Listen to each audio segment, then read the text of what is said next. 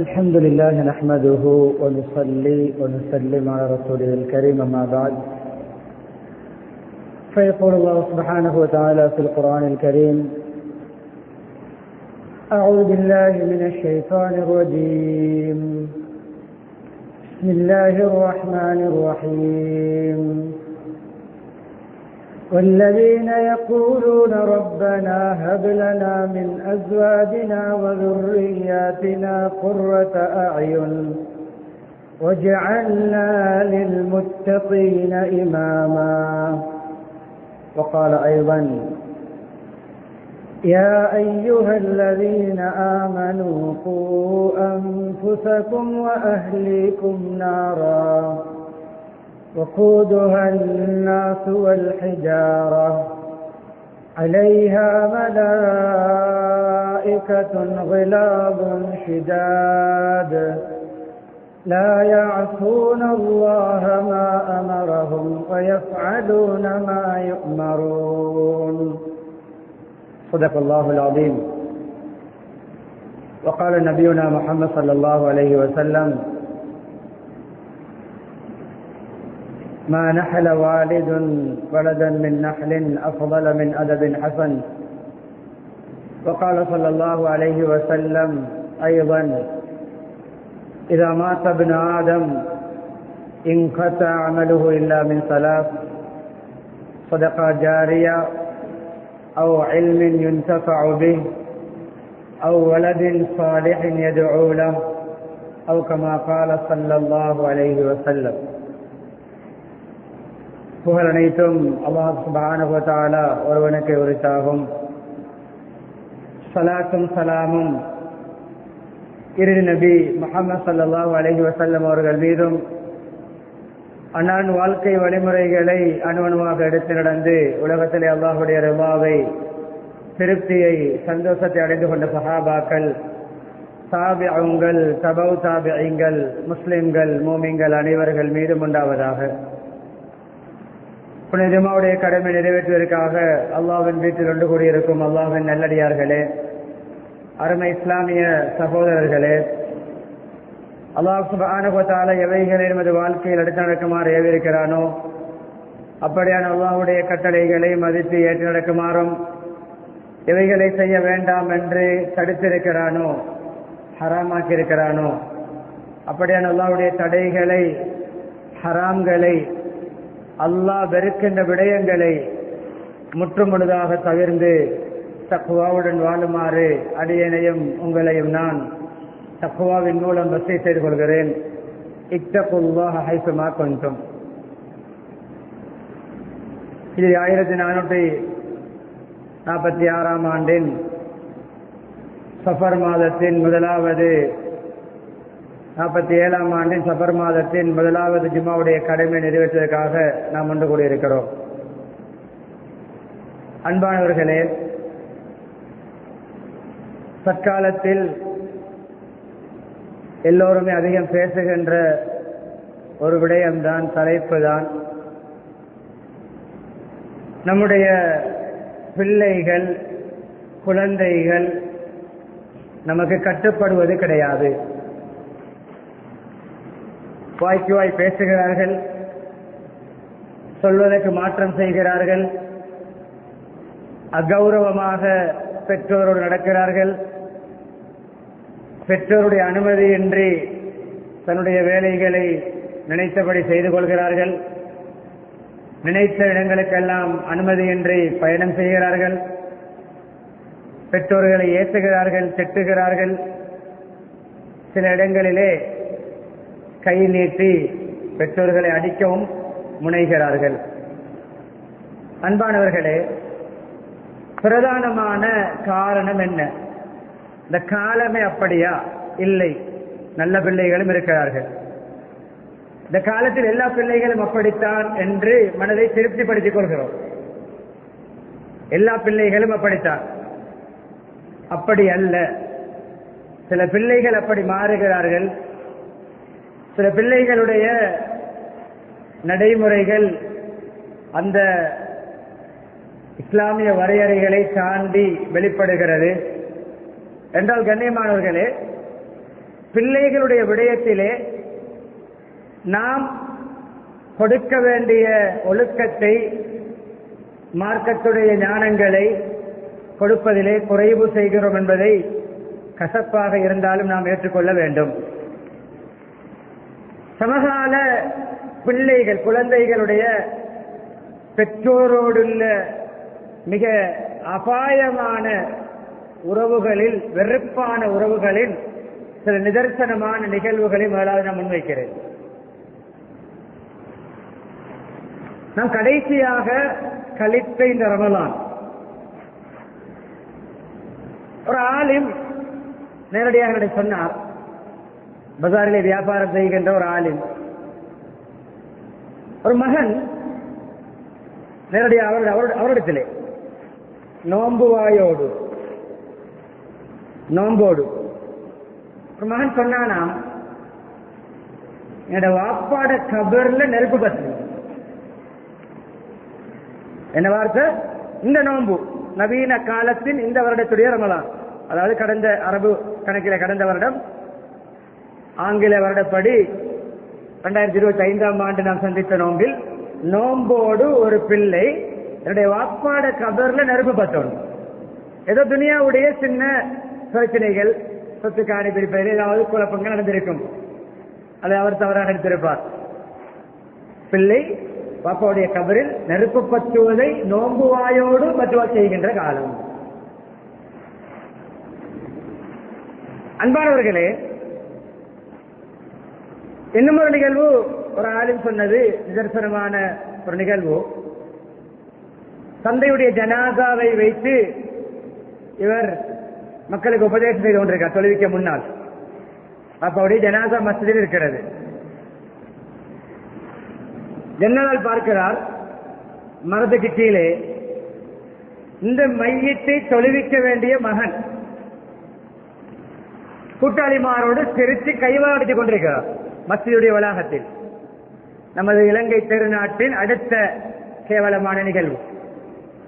கைவாடித்துக் கொண்டிருக்கிறார். கேட்டால் இவர் மைக்கை ஒளிவாங்கியவரோடு கொடுத்து விட்டு இவரே போயிருக்கிறார். தம்பி, நீதான் உன்னுடைய வாப்பாவுடைய ஜனாசாவை தொழுவிக்க வேண்டும். நீ நண்பர்களோடு கைவாடித்துக் கொண்டு பேசிக்கொண்டு சிரித்துக் கொண்டிருக்கிறாயே, நீ உள்ளே வர வேண்டும், நீதானே தொழுகை நடத்த தகுதியானவன். அதுக்கு அந்த மகனுடைய பதில், நான் தொழுகின்ற நிலைமையில் இல்லை. இன்னும் ஒரு மகன் தன்னுடைய வயோதிப தந்தையுடைய 2 கண்களையும் விரலால் பிடுங்கி எடுத்தான். தன்னுடைய தந்தையுடைய கண்களை, அதுவும் இலங்கை திருநாட்டுடைய நிகழ்வு, அது 7-8 வருஷங்களுக்கு உட்பட்ட நிகழ்வு. எனக்கு ஊரோடு தெரியும், ஊர் தேவையில்லை. அவன் தீய பாவனை உள்ளவன், அவனுக்கு தந்தை பணம் கொடுக்கவில்லை. அந்த வெறியை, அந்த பாவனை உடம்பில் ஏறாத பொழுது அந்த வெறியை தந்தையுடைய கண்ணிரண்டையும் பிடுங்கி வெளிப்படுத்தினான். இப்படிப்பட்ட பிள்ளைகள் ஏன் உருவாகிறார்கள்? இன்னும் இருக்கிறது கசப்பான கேவலமான நிகழ்வுகள். சில வேளை எங்களுக்குள்ளும் எங்களுடைய வீடுகளுக்குள்ளும் நடந்து கொண்டிருக்கலாம். படிக்க வைக்கவில்லை அந்த பிள்ளைகளை. படித்திருப்பார்கள், ஓலவல் செய்திருப்பார்கள், ஏலவல் செய்திருப்பார்கள், குறைந்தது ஒரு 7-8ஆம் ஆண்டு வரைக்கும் படித்திருப்பார்கள். என்ன குறைபாடு? அன்பானவர்களே, குர்ஆனையும் ஹதீஸையும் நம்முடைய முதுகெலும்புகளான அல் குர்ஆன் அல் ஹதீஸுடைய ஒழுக்க விழுமியங்களை பிள்ளைகளுக்கு கொடுக்கின்ற விடயத்திலே நாம் பின்வாங்கி இருக்கிறோம். நாமும் மார்க்கமயப்படுவதில்லை, பிள்ளைகளை மார்க்கமயப்படுத்துவதில்லை. இப்பொழுது நாம் சிறிய ஒரு உதாரணம். மஸ்ஜிதுக்குள் வந்தோம், வெள்ளிக்கிழமை ஜும்மா தொழுகைக்காக காத்துக் கொண்டிருக்கிறோம், குத்துபாவை கேட்டுக் கொண்டிருக்கிறோம். மஸ்ஜிதுக்குள் வந்தோம். எந்த காலை முன்வைத்து வந்தோம்? முதலாவது, மஸ்ஜிதுக்குள் வருவதே இஸ்லாமிய முறை இல்லாமல் மாறிவிட்டது. நம்முடைய எந்த காலை முன்வைத்து வந்தோம்? மஸ்ஜிதுக்குள் வரும் பொழுது வலது காலை முன்வைக்க வேண்டும். மஸ்ஜிதுக்குள் வரும் பொழுது ஒரு 2-3 துவாக்கள் இருக்கின்றன. ஒரு துவாவையாவது ஓதினோமா? சிந்திப்போம் கண்ணியமானவர்களே. ஆனால் ஒரு நிகழ்ச்சி என்றால், ஒரு மேடை நிகழ்ச்சி என்றால், பிள்ளைகளுடைய ஒரு கான்சர்ட் என்றால், ஒரு கலை விழா என்றால் எத்தனை நாள் பயிற்சி, எப்படி ஏற வேண்டும், எப்படி நடக்க வேண்டும். ஸ்கட் என்றால் ஸ்போர்ட் மீட்டிலே எத்தனை நாட்களுடைய பயிற்சி. ஒரே அடியா கையை வலது கையால் அசைக்க வேண்டும், இடது கையை அசைக்க வேண்டும், வலது காலை வைக்க வேண்டும், இடது காலை வைக்க வேண்டும். அணிகளில் எல்லோருமே அந்த என்ன ஹவுஸில் எல்லோருமே ஒரே தடவையாக அதை செய்ய வேண்டும் என்றெல்லாம் பயிற்சி. கண்ணியமானே, அனுமதிக்கப்பட்ட விடயங்கள், விளையாட்டு பயிற்சி இஸ்லாத்தில் அனுமதி இருந்தால் அது பிழை இல்லை. ஆனால் அது என்ன பிரயோசனமானால்? கொட்டிலே சரியாக உடலை அசைத்ததனால் கபரிலே சொர்க்கத்து பூங்காவாக மாறுமா? அந்த பெற்றோர்களுக்கு கிரீடம் அணிவிக்கப்படுமா? கொஞ்சம் உலகத்தில் பேர் கிடைக்கும். ஒரு கவிதை போட்டி என்றால் அந்த கவிதை எத்தனை நாளாக மனநமிடுவது, ஒப்படை செய்வது, ரிஹர்சல் செய்வது.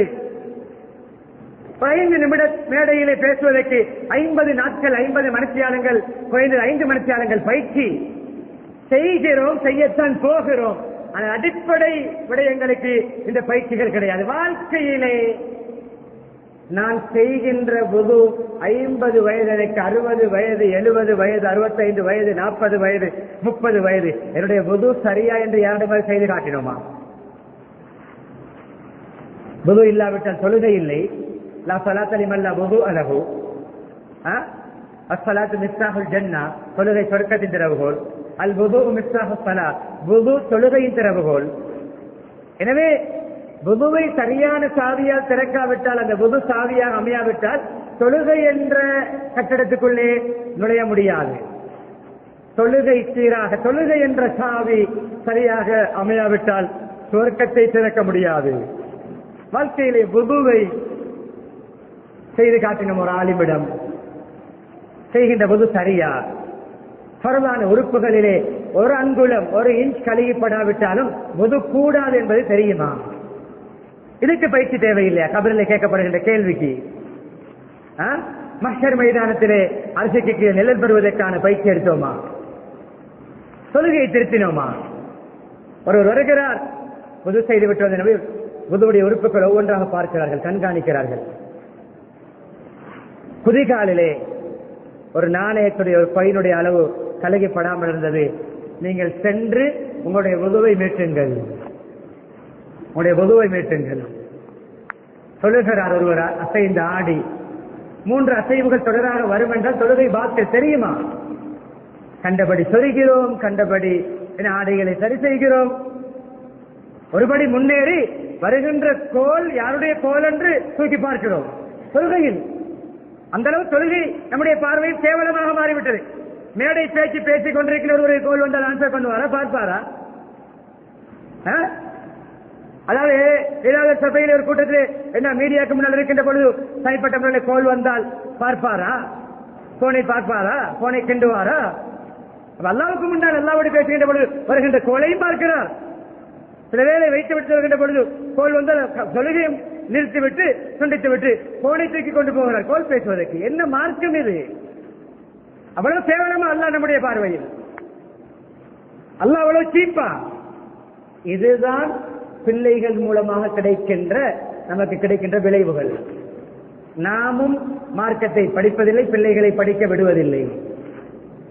அன்பானவர்களே, பேசுகின்ற விடயங்களை கொஞ்சம் அமைதியாக கவனமாக, யாரும் இன்னொரு பேசிக் கொண்டிருக்க வேண்டாம். இது கொத்துபா, அமைதியாக கத்தீபை பார்க்க வேண்டிய நேரம். இந்த நேரத்தில் பேசுவது, அங்கமிருந்து கவனம் செலுத்துவது, தூங்குவதும் அல்லாஹ்வுடைய மார்க்கத்தை கேவலப்படுத்துவதற்கு சமம். என்னை அல்ல.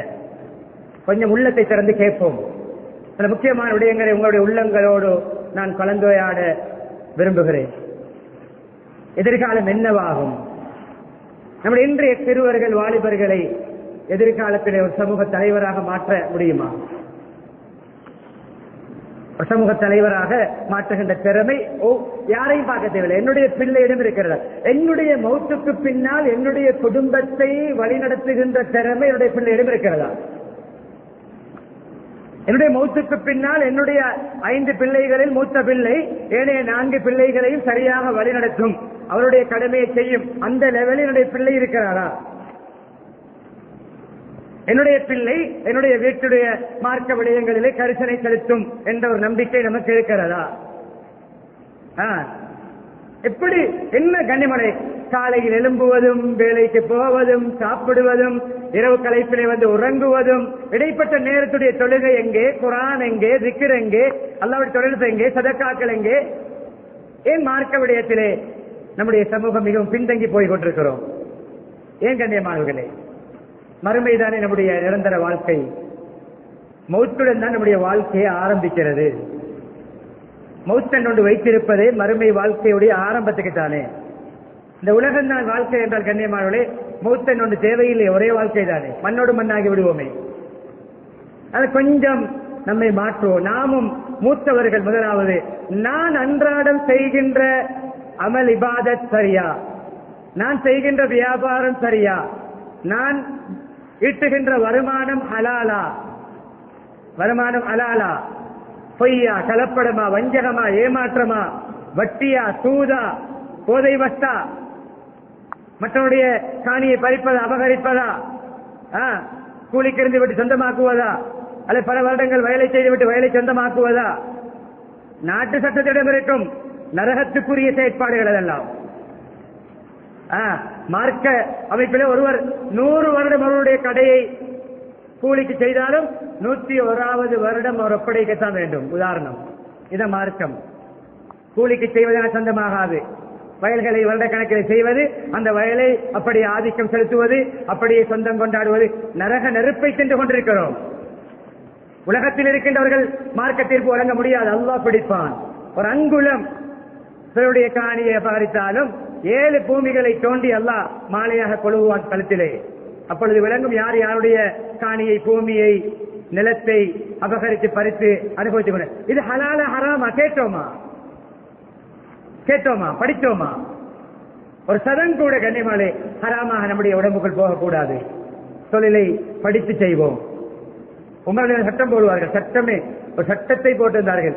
இந்த பஜாரிலே லா யபீஉ வலா யஸ்தஜிர் மன் லா யதஃபக்கஹு ஃபித்தீன். இந்த கடை தெருவு, இந்த பஜாரிலே மார்க்க விளக்கம், வியாபாரத்தை பற்றிய மார்க்க ஞானம் இல்லாதவருக்கு வியாபாரம் செய்ய அனுமதி இல்லை. வியாபாரியா? வியாபாரத்தை படிப்பது என்னுடைய கடமை. சஹாபாக்கள் ஒவ்வொரு துறையில் உள்ளவர்கள் வந்து படித்தார்கள். எப்படி ஈமானை படித்தார்களோ, இபாதத்தை படித்தார்களோ, அஹ்லாக் குணங்களை படித்தார்களோ, அன்றாட வாழ்க்கை நடைமுறைகளை படித்தார்கள். பிரச்சனைகள் நபியோட ஸல்லல்லாஹு முன்வைத்தார்கள்.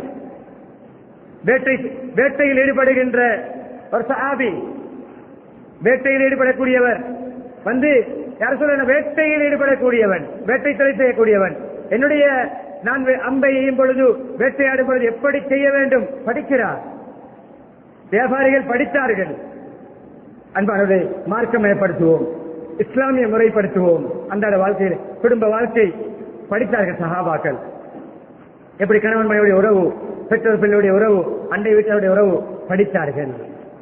கொஞ்சம் அன்றாட வாழ்க்கையை மார்க்கம் ஏற்படுத்தி மூத்தவர்களும் உலமாக்களை மதித்து கண்ணியப்படுத்தி உலமாக்களிடம் ஒவ்வொரு விடயங்களையும் படிக்கக்கூடியவர்களாக மாற வேண்டும். பெரும் பெரும் பேர் அரசர்கள், கலீஃபாக்கள், மன்னர்கள் தனக்கென்று கண்ணியமான உலமாக்களை ஆலோசகர்களாக வைத்துக் கொண்டார்கள். இந்த ஃபேமிலி டாக்டர் இருக்கிறார். காய்ச்சலா தடுமலா ஓடுவது அவரிடம், என்னுடைய குடும்ப டாக்டர் போன்று. அதே போன்று ஃபேமிலி லோயர் இருக்கிறார். எதை வழக்க வம்பா அந்த லோயர். கட்டடமா ஏதாவது ஃபேமிலிக்கு ஒரு இன்ஜினியர் இருக்கிறார். பிசினஸா அதற்கென்று ஒரு அக்கவுண்டர் வைத்திருக்கிறோம். கண்ணியமான மார்க்க விடயத்தில் வழிகாட்டுவதற்கு எத்தனை குடும்பங்கள் உலமாக்களை வைத்திருக்கிறோம். குறைந்தது குடும்பத்தில் இருக்கின்ற உலமாக்களையாவது அப்படி பயன்படுத்துகிறோமா, கேட்கிறோமா, படிக்கிறோமா? என்னுடைய வீட்டில் ஒரு ஆலிம் இருக்கிறார். என்னுடைய மகன் ஒரு ஆலிம், என்னுடைய சகோதரர் ஒரு ஆலிம், என்னுடைய மருமகன் ஒரு ஆலிம், என்னுடைய என்ன மச்சான் ஒரு ஆலிம், என்னுடைய மாமா ஒரு ஆலிம், என்னுடைய சாச்சா பெரியப்பா ஒரு ஆலிம். வாழ்க்கையிலே வீட்டிலே எல்லோரும் உட்கார்ந்து மார்க்க விடயங்களை வாழ்க்கையில் ஒரு நாள் உட்கார்ந்து படித்தோமா? ஆனா அந்த ஆலிம் உலகத்துக்கும் பயன் கொடுக்கிறார். அவர் ஊர் ஊராக செல்கிறார், ஒரு நாடு நாடாக செல்கிறார்.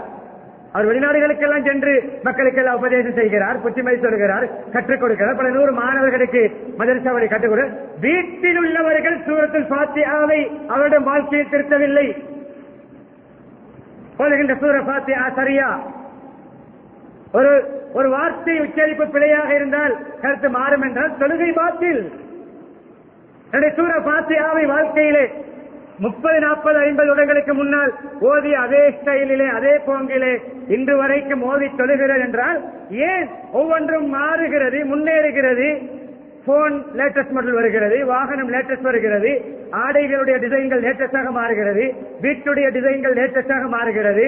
அதே போன்று தொழில் வருமானங்கள் எல்லாம் வருமானம் கூடி இருக்கிறது, முன்னேறி இருக்கிறது, கடைகள் பெருகி இருக்கிறது, பிரான்ச் கூடி இருக்கிறது, வயல்கள் எல்லாம் பெருகி இருக்கிறது.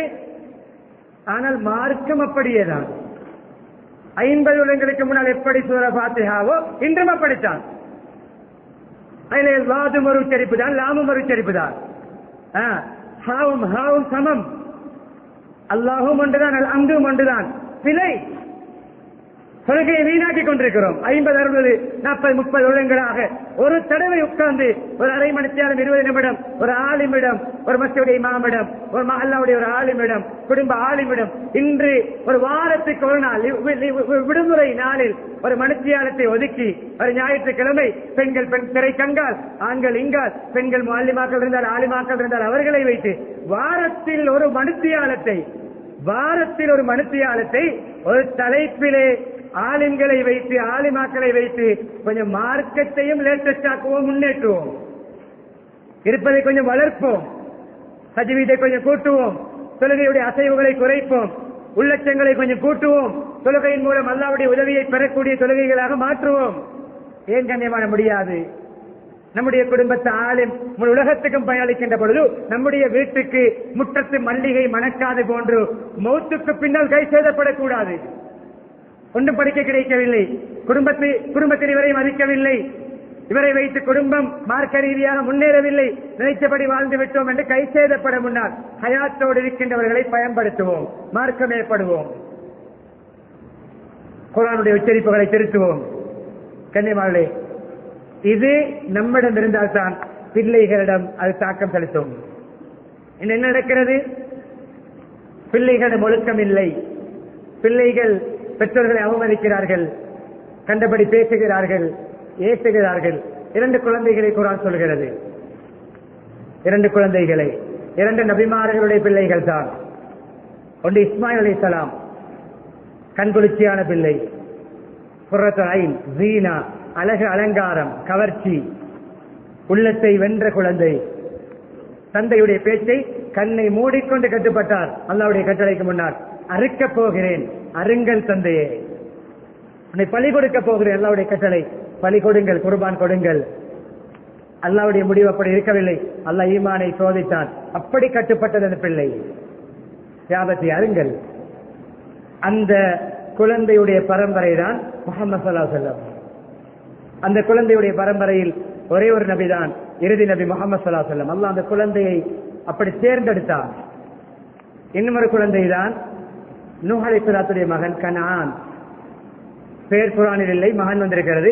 தஃசீர் கிதாபில் கனான் என்ற மகன். வீட்டில் மனைவி மார்க்கமயப்பட்டிருக்கவில்லை. தந்தை, பிள்ளையுடைய தந்தை நபி, இறை தூதர். ஆனால் வீட்டில் மனைவி கொஞ்சம் அந்த மார்க்க பற்றுக்கு புறம்பாக செயல்பட்டார், அல்லாஹ்வுக்கு மாற்றமாக செயல்பட்டார். ஒரு நபியுடைய ஒரு ரசூலுடைய மகனா இருந்தாலும் கண்குளிர்ச்சியான பிள்ளையாக வரவில்லை. வீட்டுடைய சூழல், நம்முடைய பொறுப்பு கண்ணியமான, குல்லுக்கும் ரா வ குல்லுக்கும் மஸ்ஊலுன் ராயதி, ஒவ்வொரு பொறுப்புதாரிகள் கேட்கப்படுவோம். இத்தனை விடயங்களை வீட்டில் ஏற்றுகிறோம், திட்டுகிறோம், சண்டை பிடிக்கிறோம், உடுப்பு கழுகவில்லை என்று குழம்புகிறோம், சமைக்கவில்லை என்று ஏற்றுகிறோம், நேரத்துக்கு நம்முடைய உணவுகளை தயார் செய்யவில்லை என்று ஏற்றுகிறோம், எத்தனை வீட்டு வேலைகளை செய்யவில்லை என்று ஏற்றுகிறோம். சொல்லவில்லை என்று கண்டித்தோமா? தொழுகைக்கு எழுப்பினோமா? நாம் எழும்பினோமா?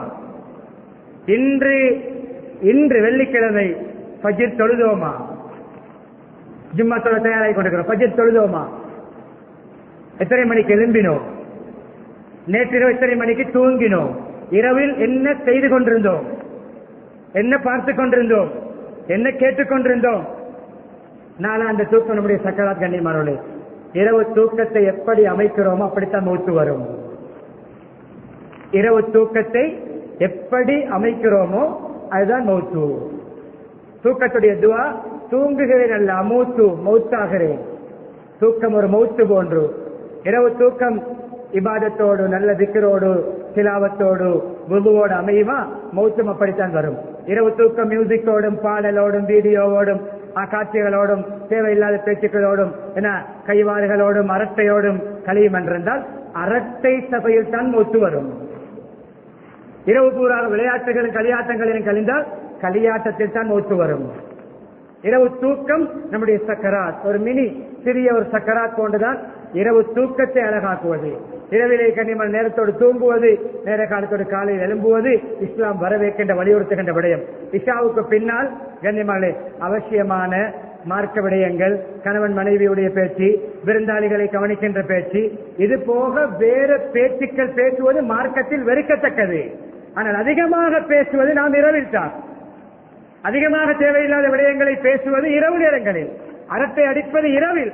மார்க்கம் சொல்கிறது இஷாவுக்கு பின்னால் அரட்டை அடிப்பது மக்ரூ, வெறுக்கத்தக்கது. எதை பின்பற்றுகிறோம்? இறுதியாக நான் ஒரு சில நம்முடைய பிள்ளையோடு சம்பந்தப்பட்ட முக்கியமான விடயங்களை ஞாபகப்படுத்தி முடித்துக் கொள்கிறேன். கண்ணியமானவர்களே, இந்த குர்ஆன் மதரசாக்களுக்கு முக்கியத்துவம் கொடுங்கள். நூஹ் அலைஹிஸ்ஸலாத்துடைய பிள்ளை போன்று தாயுடைய அந்த பராமரிப்பு கண்காணிப்பு இல்லாமல், செல்லமாக மார்க்கப்பட்டோடு வளர்க்காமல், தந்தையுடைய மார்க்கத்துக்கு புறம்பாக பிள்ளையை செல்லமாக வளர்த்து கப்பலில் ஏறி செல்கின்ற பொழுது எல்லோருக்கும் முன்னால் நான் மலை ஏறி என்னை காப்பாற்றிக் கொள்வேன், உங்களோட கப்பல் நான் ஏற தேவையில்லை என்று தந்தைக்கு சமூகத்துக்கு முன்னால் 4 பேருக்கு முன்னால் கேள்வி கேட்கின்ற பிள்ளையாக வர வேண்டுமா? குர்ஆன் மதரசாவுக்கு அனுப்ப வேண்டாம். சந்தி பந்துகளிலே நமக்கு எதிராக பேச வேண்டுமா? 4 பேருக்கு முன்னால் நமக்கு கை நீட்ட வேண்டுமா? அதே போன்று நான் ஆரம்பத்தில் சொன்னது போன்று நோம்போடு பிள்ளை நமக்கு பத்வா செய்ய வேண்டுமா? மதரசாக்களுக்கு அனுப்ப வேண்டாம். நேரத்துக்கு கிளாஸ் அனுப்புங்கள், தொழுகையை பாலாக்கி அதை டியூஷன் அனுப்புங்கள்.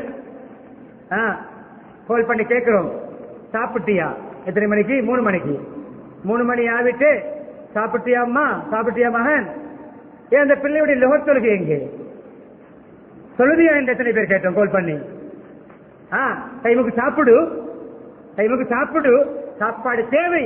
சாப்பாடு நீங்கள் சொல்லியோ சொல்லவில்லையோ, பிள்ளை பசி வந்தால் சாப்பிடும், நீங்க சொல்ல தேவையில்லை. பசி சாப்பாட்டை இழுக்கும். ஆனால் சொல்லுவது அது ஈமான், அது ஞாபகமூட்டல், அது சொல்லுவது. அதுக்குதான் அதான் வைக்கப்பட்டிருக்கு. முஸ்லிம்களுக்கு தொழுகை கடமை என்று தெரியும். 5 நேர தொழுகைக்கும் அதானே ஞாபகமூட்டல். மனிதன் மறதியாளன், அதான் வைக்கப்பட்டிருக்கிறது ஞாபகமூட்டல். ஈமான் அமளி பாதத்துகள் கொஞ்சம் ஞாபகமூட்ட வேண்டும், கொஞ்சம் தூண்டுதல் வேண்டும். சாப்பிட சொல்ல தேவையில்லை. பசி வந்தால் சாப்பாட்டை தேடும் பிள்ளை. சாப்பாடு இல்லாவிட்டாலும் பணம் இல்லாவிட்டாலும் கடன் வாங்கியாவது சாப்பிடும்.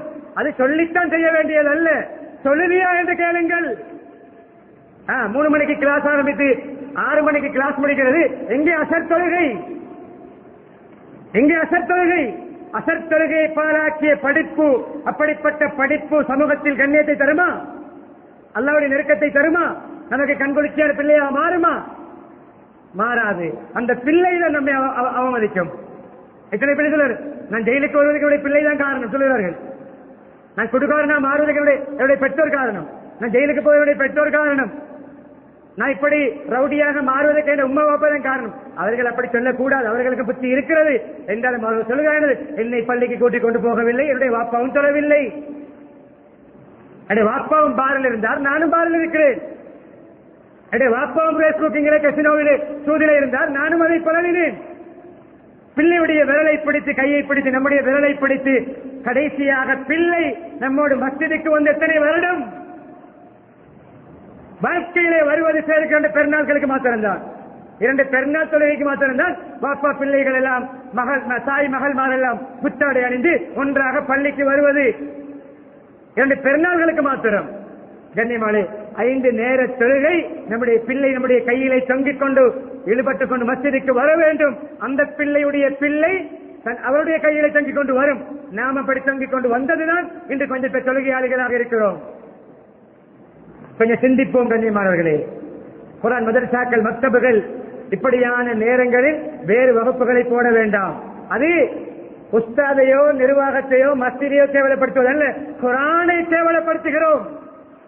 எல்லா அறிவுகளுக்கும் கலைகளுக்கும் ஆணிவேர் குர்ஆன். அந்த குர்ஆனை கீழே போடுகிறோம். கபிரிலே எந்த கேள்விகளுக்கு, கபிரிலே கேட்கப்படுகின்ற கேள்விகளுக்கு எந்த ஞானத்திலே பதில் இருக்கிறதோ அதுதான் நம்மை ஈடேற்றம் அடைய செய்யும். படிப்பு தேவை. குர்ஆனோடு ஆன்மீகத்தோடு குர்ஆனுடைய கிளாஸை கட் பண்ணி வேறு கிளாஸ் போடுகிறோம் என்றால் குர்ஆனை கீழே போடுகிறோம். ஏனைய விடயங்களை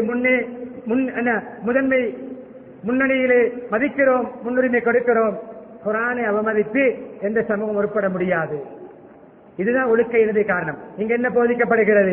ஒழுக்கம் போதிக்கப்படுகிறது. பெற்றோர் எப்படி பேசுவது, பெற்றோருக்கு எப்படி பணிவுடை செய்வது, பெற்றோருக்காக எப்படி துவா செய்வது, பெற்றோருடைய துவாவை எப்படி அடைவது, ஆசான்களை எப்படி மதிப்பது, பாடசாலைக்கு எப்படி விசுவாசமாக இருப்பது, நாட்டுக்கு நல்ல பிரஜையாக எப்படி இருப்பது, நேர்மையான ஒரு தலைவராக எப்படி மாறுவது, ஒழுக்கமான பேச்சை பேசுவது எப்படி, ஹராம்களை விட்டு பாதுகாப்பது எப்படி, ஒழுக்கம் கற்பிக்கப்படுகின்ற மதரசாக்களை இரண்டாம் தரத்துக்கு போட்டால் நம்முடைய பிள்ளை நமக்கு பத்துவாதான் செய்யும், நமக்கு கை நீட்டும், நம்முடைய விருப்பம் இல்லாமல் திருமணம் செய்யும். மன்னிக்க வேண்டும், தவறா இருக்க வேண்டும். தேவைப்பட்டால் பிற மதத்தவனையே முடிக்கும். ஒரு முஸ்லிமான மாப்பிள்ளையை முடித்துக் கொடுப்பதற்கு கூட உங்களிடம் தைரியம் இருக்காது. உங்களுடைய மருமகள் பிற மதத்தை சேர்ந்தவர்களாக கூட மாறலாம். நடந்து கொண்டிருக்கிறது, தேடி பாருங்கள். சொந்த ஒரு முஸ்லிமான ஒரு மருமகளை எடுக்க முடியாத அளவுக்கு கண்ணீர் வடித்தீர்கள். எப்படி ஒரு இணை வைக்கக்கூடியவளை என்னுடைய மருமகள் என்று சமூகத்துக்கு அறிமுகப்படுத்த முடியும்?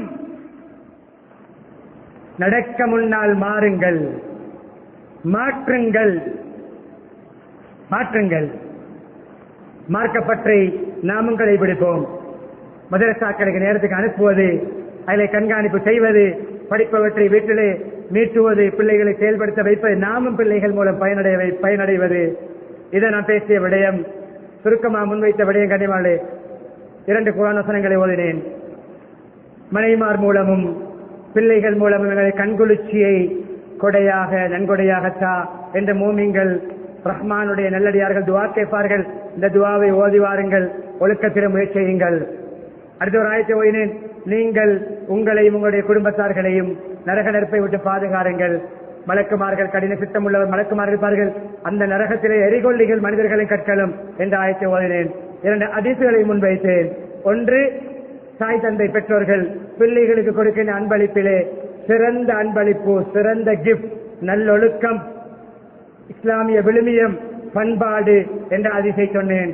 அதே போல மௌத்துக்கு பின்னால் நம்முடைய கபருக்கு வருகின்ற 3 அமல்கள், வேறு வேறு ஹதீஸ்களில் பல அமல்கள், பிரதானமாக 3 நிரந்தரமான தர்மம், அதே போன்று பயன் பெறப்படும் பயனுள்ள ஞானம், கல்வி ஞானம், அதே போன்று நல்ல குழந்தைகளை உருவாக்குவதற்குத்தான் இந்த மதரசாக்கள், குர்ஆன் மதரசாக்கள், மக்தபுகள், அதிலே சில பாடத்திட்டங்களை போட்டு உங்களுடைய பிள்ளைகளை உங்களுக்கு கண்குளிர்ச்சியாக மாற்றித் தருவதற்கு உலமாக்கள் சிறிய சம்பளத்திலே, சிறிய ஊதியத்திலே, நீங்கள் கூட உங்களுடைய பிள்ளைகளுக்கு மனுஷியான கணக்கை விட்டு ஒரு 5-10 நிமிடங்கள் கூட கொடுக்க மாட்டீர்கள்.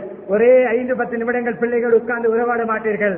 பிள்ளைகளுடைய விடயங்களை கண்காணிக்க மாட்டீர்கள். நேரம் இல்லை, பிஸி, வேலை என்று. ஆனால் இவர்கள் தங்களுடைய பிள்ளைகள் போன்று உங்களுடைய பிள்ளைகளை சிறிய ஒரு ஊதியத்திலே கண்ணியமானே வழிநடத்துகிறார்கள். உலமாக்களை மதிப்போம். உலமாக்களை மதிக்காத சமூகம் அல்லாஹ்வுடைய தொடர்பை விட்டு துண்டிக்கப்படும், அல்லாஹ்வுடைய ரஹ்மத்தை விட்டு துண்டிக்கும். பல அழிவு நாசங்களுக்கு உருவாகிய வரலாறு இருக்கிறது.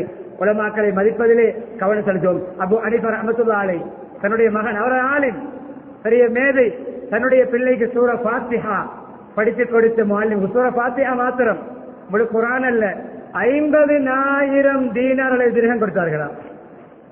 ஃபீஸ் கட்டுவது, செலவழிப்பது கண்ணியமானே ஆயிரக்கணக்கில். ஒரு மணித்தியாலத்துக்கு 1000, 2000 கிளாஸ்கள். சில கிளாஸ்கள் ஒரு மணித்தியாலத்துக்கு 1000 ரூபாய், ஒரு மணித்தியாலத்துக்கு 1500 ரூபாய், 2 மணித்தியாலத்துக்கு 3000 ரூபாய். ஒரு மணித்தியாலத்துக்கு 1000 ரூபாய் செலவழிக்கின்ற நாம் மதரசாக்களுடைய ஃபீஸுகள் 500, 800, 1000 மாதத்துக்கு ஒவ்வொரு பிள்ளைக்கும் ஒவ்வொரு நாள் நேரம் கொடுக்கப்படுகிறது. அதிலே நாங்கள் எரிய வைப்போம் என்றால் எங்கு போகிறோம் கண்ணியமானவர்களே? அது வந்து எழுதி கட்ட முடிக்கிறேன். என்னுடைய சகோதரர் நபியோடைய சகோதரர் மாணவராக கற்றுக்கொண்டிருக்கிறார். இவர் வியாபாரி. அந்த என்னுடைய சகோதரருக்கு வியாபாரத்துக்கு உதவிக்கு தேவை. உங்களுடைய சபையில் இருக்கிற நேரத்தை குறைத்து வியாபாரத்துக்கு வர வேண்டும். நபி ஸல்லல்லாஹு அலைஹி வஸல்லம் உனக்கு ரிஸ்க் கிடைப்பதே இந்த மார்க்கத்தை படிக்கின்ற உன்னுடைய சகோதரருடைய தான். இந்த சகோதரனை பொறுத்தால் தான் உனக்கே அல்லாஹ் ரிஸ்க் அளிக்கிறான். அவருக்கு செலவழிப்பது உனக்கு ரிஸ்க் விஸ்தீர்ணம் ஏற்படும் என்று கருதி சொன்னார்கள். மார்க்க விடயங்கள் செலவழிங்கள், மதரசாக்களை செலவழிங்கள், பிள்ளைகளை தாராளமாக செலவழியுங்கள். உலமாக்களுடைய தொடர்போடு வாழ்க்கையை அமைத்துக் கொள்ளுங்கள், கண்ணியப்படுத்துங்கள். ஃபீஸ் 500 ரூபாய் என்றால் உங்களுக்கு வசதி இருக்கிறது 5000 கொடுக்க, நீங்கள் ஒரு பணக்காரரா? உங்களுடைய பிள்ளைக்கு மறுமையை, சுவர்க்கத்தை, உங்களுடைய கண்குளிர்ச்சியை கொடுக்கின்ற அந்த உஸ்தாதுக்கு ஒரு 5000 கொடுப்பதனால் உங்களுக்கு எதுவும் குறைய போவதில்லை. என்னுடைய விருப்பத்தை சொல்கிறேன். கனிமணி ஜக்காத்திலே லிஸ்ட் போடுகிறோம். எத்தனை பேர் நம்முடைய பிள்ளைகளுடைய உஸ்தாத்மார்களுக்கு, முஅல்லிம்களுக்கு, முஅல்லிமாக்களுக்கு, சேர்மார்களுக்கு, டீச்சர்மார்களுக்கு ஜக்காத்தை பிரித்தோம். ஹஜ்ஜும்ராவுக்கு போகிறோம், எத்தனை அன்பளிப்புகளை வாங்கிக் கொண்டு வருகிறோம்.